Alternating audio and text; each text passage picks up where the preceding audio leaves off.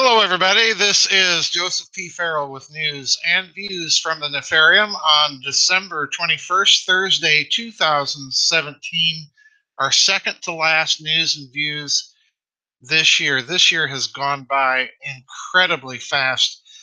I have two articles I want to talk about today.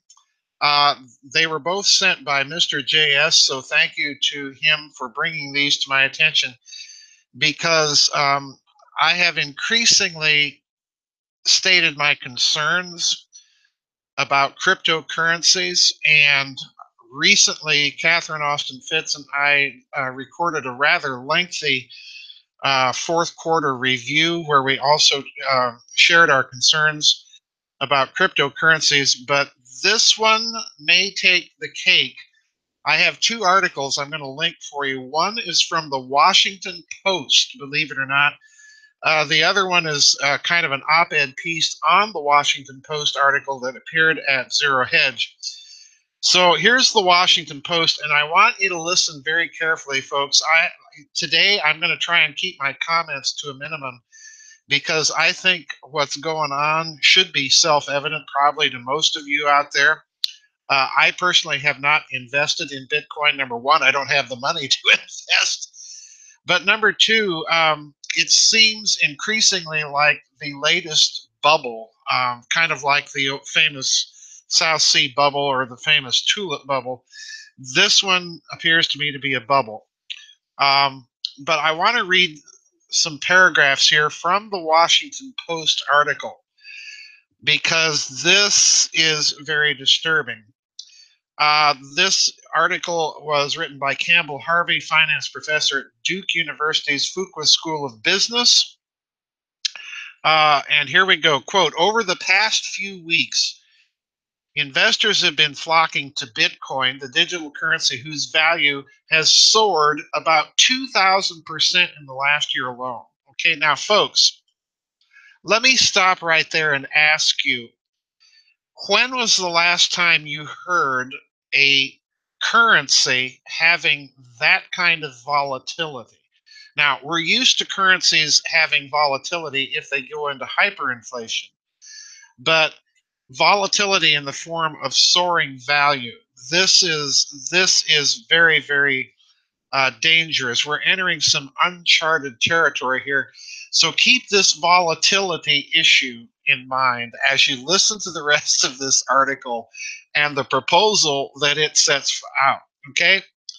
While many economists are cautioning against the excitement about Bitcoin, which is caught up in what may be one of the biggest speculative bubbles in history, it's important to note just how revolutionary the technology may be. Indeed, the technology underlying Bitcoin could fundamentally change the way we think about money. It is only a matter of time. In other words, it's inevitable, folks, according to this op-ed in the Washington Post, before paper money is phased out. Sweden, where about 2% of value transactions are done in cash, may eliminate physical money within 5 years. Most central banks are working on technologies to power a future digital currency.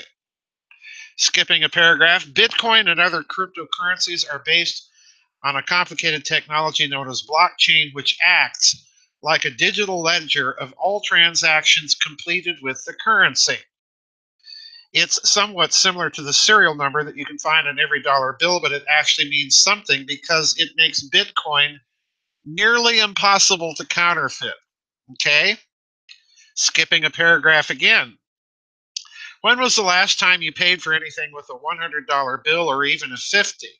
Many retailers won't even take them. Most ATMs spit out 20s no matter how much you withdraw, yet 79% of US dollars in circulation are represented by $100 bills, include the $50 notes, and it's 85%.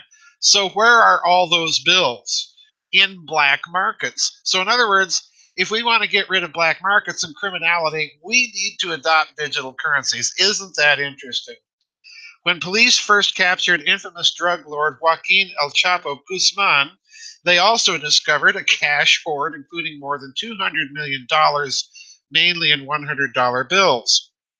Cash has the distinct advantage of being anonymous. You can put cash under your mattress or in a vault, and no one knows about it except you. Yeah, that's why we have cash, okay? We like privacy. A national cryptocurrency would make it far more difficult for criminals. Here it is again, the pitch, folks, to hoard money because all transactions would be recorded in the government ledger. Now, I don't know about you folks, but do you want the government knowing everything that you buy? Do you want, for that matter, the government sharing all of that with Amazon? Okay. This is also true with Bitcoin, whose ledger is viewable to anyone. Despite the negative press about Bitcoin being used for illegal transactions, gee, I wonder why. Is it safer to have a cyber currency and that run by the central banks? Bitcoin is not anonymous, and criminals who use it often do not understand that their transactions are being recorded. All right, now skipping another paragraph. Why not hold cash, which has a 0% interest rate, with a national cryptocurrency whose supply is controlled by the central bank? Rates can be negative. Worried about deflation in a recession? No longer. A national cryptocurrency such as FeDCoin would be able to operationalize Milton Friedman's famous helicopter cash as an alternative strategy to stimulate the economy. A single line of code could instantly put $1,000 into every person's pocket. Well, gee, if that's the case, wouldn't a single line of code put more money into people's pockets and create? Couldn't you put more into their pockets and thereby create cryptocurrency hyperinflation? Or couldn't a single line of code take money out of people's pockets?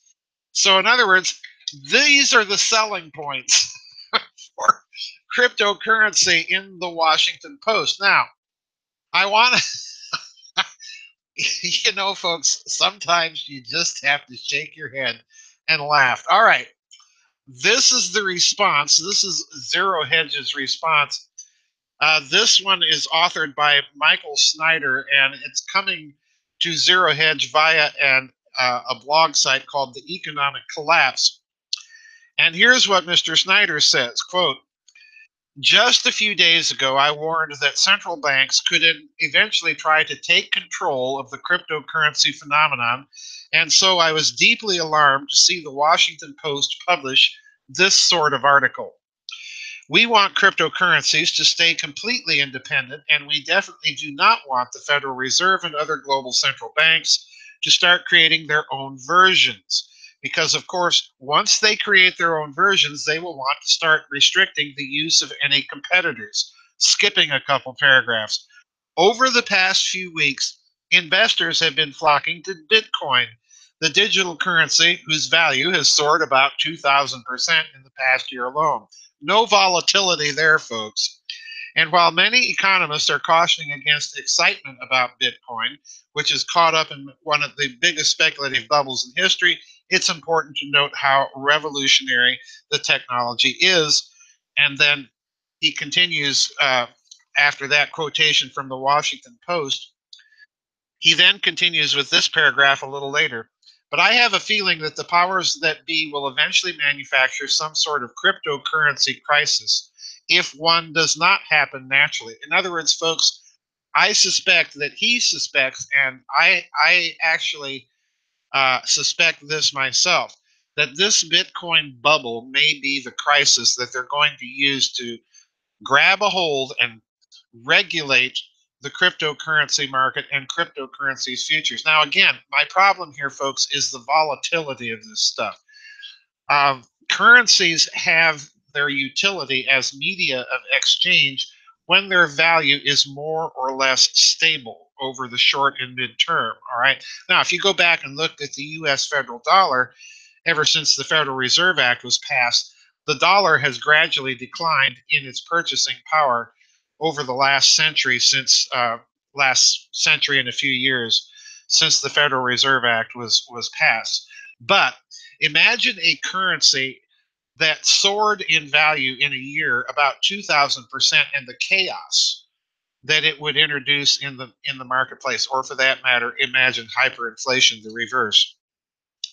Now, continuing, Cornell, the University of Maryland, and the University of California at Berkeley will focus on developing new cryptocurrency systems, according to the principal investigator Elaine Shih, and those will address pain points attributed to Bitcoin and other existing networks.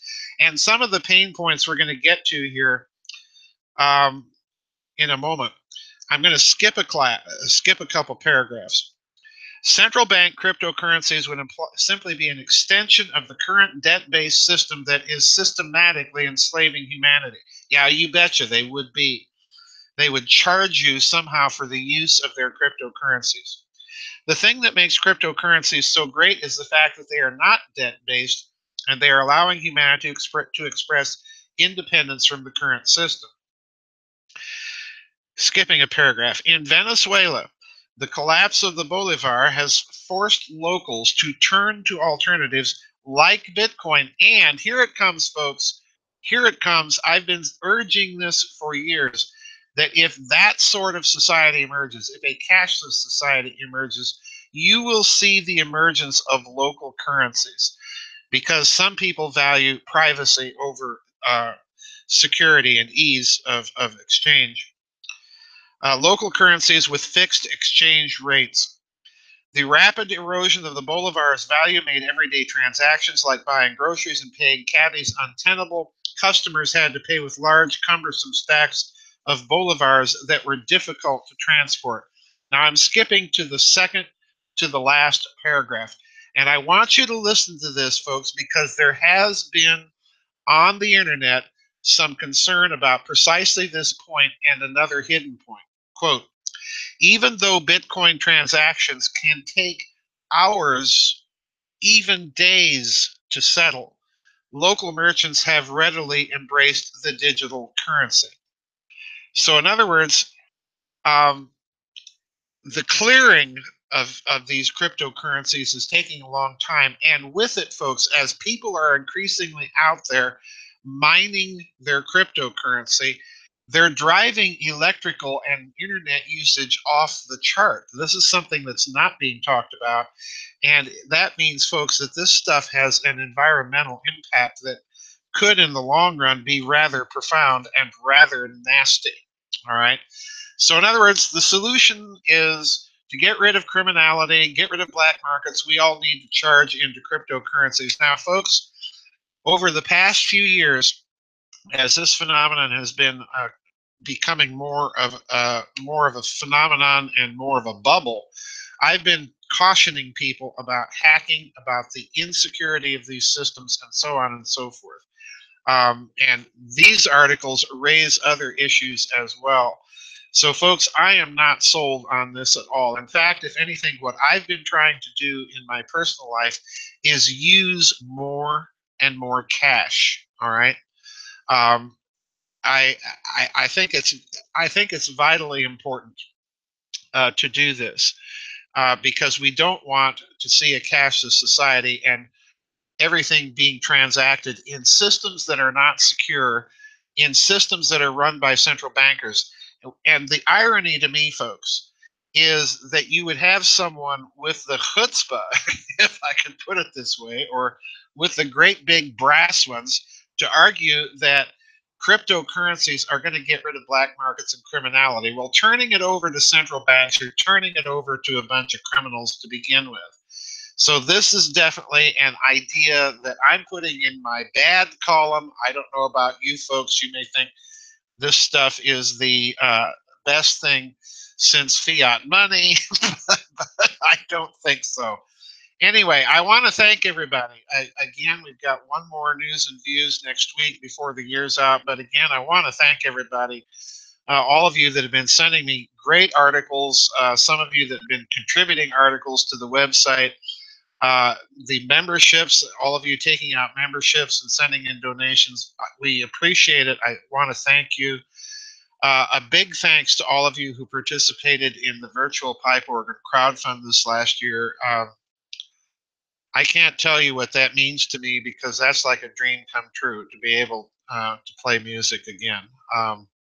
So I want to thank all of you that were involved with that project. Remember to like these news and views, particularly on iTunes. Give us some good reviews on iTunes, help promote the site. And I want to wish everybody out there a very, very Merry Christmas. We'll see you after the Christmas holiday for the next news and views. Thank you all. Bye-bye, and God bless.